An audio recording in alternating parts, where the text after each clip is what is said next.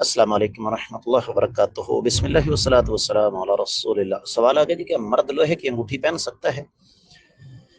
میرے عزیز، اس سوال میں تھوڑی سی تفصیل ہے۔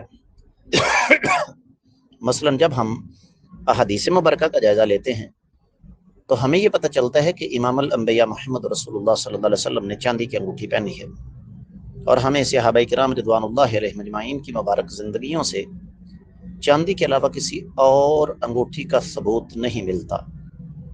ایک بات ہو گئی۔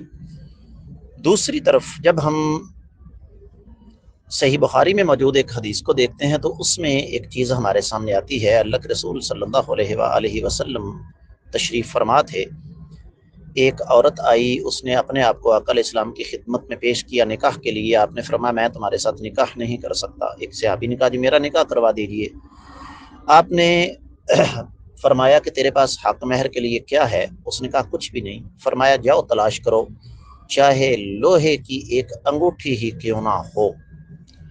اب یہاں سے بعد اہل علم نے استدلال کیا ہے کہ وہ لوہے کی انگوٹھی صحابی کے پاس موجود تھی یا ہونی چاہیے تھی، یا کم از کم اس کو آقا علیہ الصلوۃ والسلام جائز سمجھتے تھے، تو آپ نے اس لیے فرمایا کہ جاؤ جا کے لوہے کی انگوٹھی لے آؤ۔ تو اس کو بنیاد بنا کے بعد اہل علم یہ کہتے ہیں کہ لوہے کی انگوٹھی پہننا جائز ہے، لیکن یہ استدلال بہرحال قابل قبول اس وجہ سے نہیں ہے کہ وہ لوہے کی انگوٹھی اس کا وجود نہیں تھا۔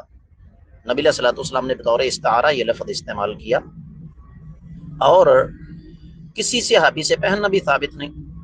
لہذا جٹکا سیدھا سادہ صاف مسئلہ یہی ہے کہ مرد کے لیے چاندی کے علاوہ کوئی بھی انگوٹھی پہننا درست نہیں۔ واللہ اعلم۔